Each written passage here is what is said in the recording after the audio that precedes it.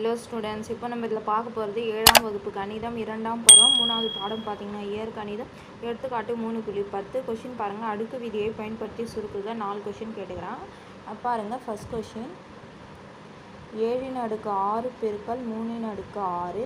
அப்போ இது பாருங்கள், பெருக்கல்ல இருக்குது, அடிமானம் வேறு வேறு இருக்குது, அடுக்கு ஒரே மாதிரி இருக்குது. அப்போ இதுக்கு பார்த்தீங்கன்னா a/m பெருக்கல் b/m is equal to a பெருக்கல் b ஹோல் பவர் mன்னு வரும். அப்போ இது ரெண்டு பெருக்கிட்டு ஹோல் பவராக சேர்த்து நம்ம வெளியே போடணும். இதுக்கு இந்த விதி வரும். அப்போது இஸ் ஈக்குவல் டு 7 பெருக்கல் 3 ஹோல் பவர் 6. அப்போது 7 21 அடுக்கு 6ன்னு வரும். அப்போ இதுக்கு ஆன்சர் இவ்வளோ தான். அடுத்தது ரெண்டாவது கொஷின் 4/3 பெருக்கல் 2/3 பெருக்கல் 5/3. அதே மாதிரி தான் இதுக்கும் அதே விதி தான் வரும். அப்போது 4 பெருக்கல் 2 பெருக்கல் 5 ஹோல் கியூப்.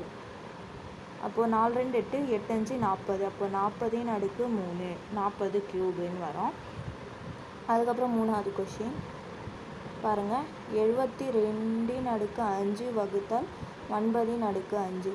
அடுக்கில் 5 இருக்குது. அப்போ வகுத்தல் குத்துருக்கிறதுனால இது பாருங்கள், a/m வகுத்தல் b/m is equal to a/b whole power mன்னு வரும். அப்போ இந்த மாதிரி தான் எழுதணும். அப்போது 72/9 ஹோல் பவர் 5. அப்போது 9 9 8 9 72. அப்போது 8/1னா 8ன்னு வரும். அப்போ 8/5. அப்போ இதுக்கு ஆன்சர் அவ்வளோதான். அடுத்தது நாலாவது கொஷின் பாருங்கள், 6/13 பெருக்கல் 4/13 வகுத்தல் 12/13. அப்போது இதில் பெருக்கலும் இருக்குது, வகுத்தலும் இருக்குது. அப்போது ஃபஸ்ட்டு நம்ம பிட்மாஸ் விதிப்படி பார்த்திங்கன்னா ஃபஸ்ட்டு வகுக்கணும், அதுக்கப்புறம் தான் பெருக்கணும். அப்போது ஃபஸ்ட்டு வகுத்தலில் நம்ம பண்ணலாம். அப்போது 6/13 பெருக்கல் இது வகுத்தலில் இருக்கிறதுனால இந்த விதி வரும். அப்போது 4/12 ஹோல் பவர் 13. அப்போ 38.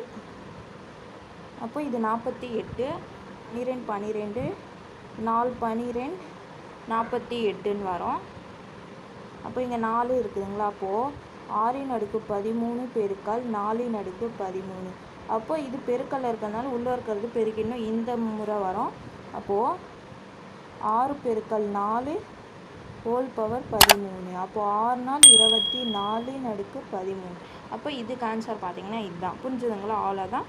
எடுத்துக்காட்டு 3.10 முடிஞ்சிச்சு.